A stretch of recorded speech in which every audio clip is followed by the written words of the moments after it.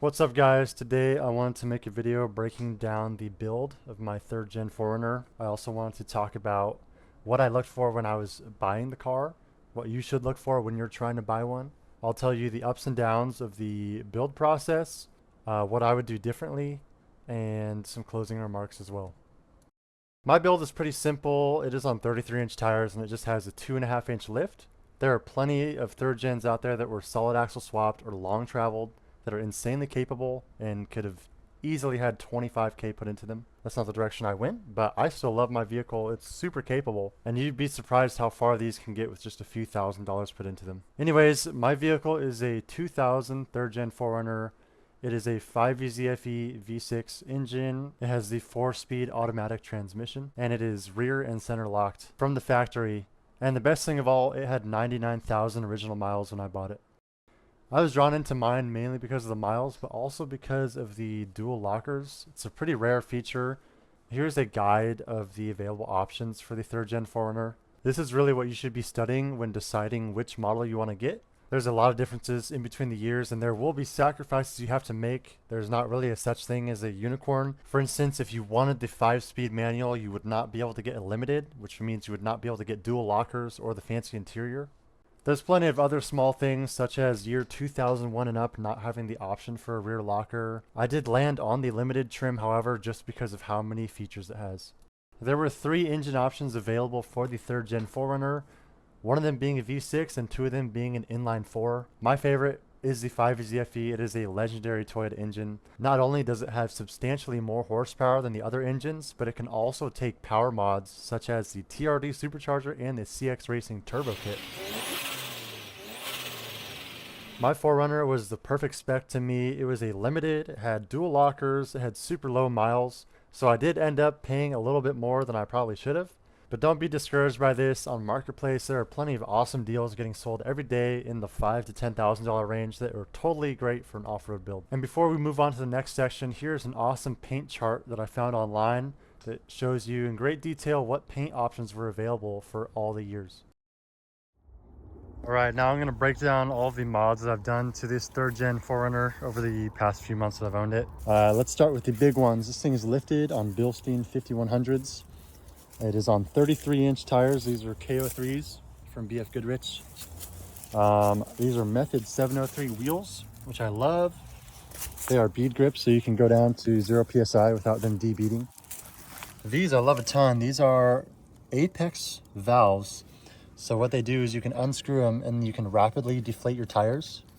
Also, I have a big brake kit. This is a Tundra brake swap, 13WL caliper, pretty heavy duty stuff. This is a True North fabrication hybrid wing bumper. This is a Rough Country 12K winch, Factor 55 hardware over here. I have a transmission cooler right here. I have TEQ Customs retrofit headlights with LEDs on them. I absolutely love them. And I also have these black clear side marker lights. These are GG Lighting race pods. These rain visors I got on eBay. And these stickers I got on Etsy. For the rear suspension, they are still Bilstein 5100s, and then I have the Dobinson coils. I deleted the rear hitch receiver for more clearance. I have LED taillights and turn signals, front and rear, from Lasfit Auto Lighting. This thing is tinted pretty low. I think it's like 20 or 15. This is from Elite Window Tint in Portland, Oregon. I used to work there, so I got the hookup. Heavily recommend them. Their stuff is super high quality. Custom Smokey Bear plates. I have this 333 Fab steering rack clamp. I deleted the rear sway bar because I think it's kind of useless, but I did keep the front and I added a quick disconnect sway bar link. I only have a few mods in the engine bay. One is a bigger AGM battery, high CCAs. I have these V-gate battery terminals since I got so much shit going on. I have the aux beam lighting panel right here, which is great. And then I have this Scarab off-road mount for the aux beam panel. For the interior mods, nothing too crazy. I really love the stock interior on these limiteds with the leather. I have an aux beam lighting fuse panel right here with a custom holder. There's also a sunglasses holder. I have the ultra gauge right here. I love this thing to death. This custom mount is also sold by Opt Off-Road. I have a clock conversion to RAM mount. I converted these to USB ports down here from the 12-volt sockets. I have a CarPlay unit. I have a full LED swap on the interior lighting, which is great. I have a dash cam installed. I absolutely love this thing. I even use it for YouTube content sometimes. It is a front and rear, and I have the rear routed way back here. Then I have this thing from Snowbound Customs. This is just a charger for your rear passengers, USB-C and A. I also have a custom kill switch hidden somewhere in here I'm not going to show, but I will link the video to show how to do it on the 5VZ FE engine. There's a ton of smaller things that I don't really have time to mention, but I will be putting in the description the entire list of every single mod, the price, and additionally the link to where to buy it. Just real quickly, I want to touch on the ups and downs of the build process and what I would have done differently if I could have started over. So the build process was pretty easy for me. I don't have any crazy tools. I just have things like a floor jack, some power tools, and a pretty nice toolbox. The only thing I took this thing into the shop for was the brake swap because I got a little bit lazy. Everything else I did on a driveway, and it was pretty easy. I'd say the most difficult part was just the lift, but that's kind of to be expected. If you have limited tools and you don't really want to spend money at a shop and you have a decent amount of automotive knowledge, you could easily build your 4Runner like this in your driveway. With that being said, I'm kind of at a stopping point. This is kind of a phase that all 3rd gen 4Runner people get to when they mod it. So from here I could either go like solid axle or long travel or do some engine stuff, which all requires kind of a deeper knowledge set about off-roading or engines and a lot more tools and time. So for me, this is my daily driver. I can't really have it being down for long periods of time, so this is kind of just where I'm going to keep it at.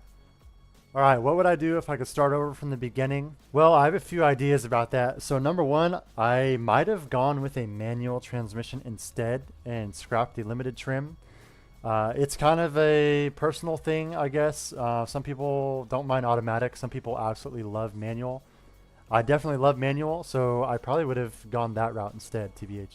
Additionally, the maintenance for a manual transmission is going to be far less than the maintenance for an auto. Also, the auto has overheating issues that could absolutely destroy the transmission if you're not careful. The manual, you might have to just replace the clutch over time. It gives you more power to the wheels. It gives you more fuel economy. I think it's just a better pick overall. Not to mention that a manual is like 10 times more fun than this auto. One thing I definitely would have done with this car is powder coat the front bumper instead of just paint it with some black automotive paint. It is already rusting. It's been only like a month. Paint's like flaking off. I probably didn't do it super well, but just go with the powder coat. It's a little bit more expensive, but it is way more durable. Also, I took off a little bit of my front mud flaps, I guess. I probably shouldn't have done that. There are rock marks all along the running boards. Thank God they're plastic so they won't rust. But on the other trims, that could definitely lead to rocker panel rust, so that's something to be aware of. Well, that's kind of all I have to add about the vehicle. I think it's a great choice for an off-roader. If you guys want to watch my video on the 4Runner versus Tacoma comparison, I will link that in the description. It's a good one. There's a lot of things most people don't know about in that video. If you guys want to follow the build, please follow my Instagram. That'll be in the description as well, along with everything I was talking about in the video, including the entire mod list, prices, and links to buy them. I also have a few affiliate links in there for my air compressor and dash cam from Amazon. Those are super cool. I hope you guys liked this video. Let me know if I got anything wrong in the comments. I'm sure I did. I did quite a bit of research on the forums for this, but I'm sure I missed something. As always, thank you for watching and stay tuned for my next off-roading adventure YouTube video.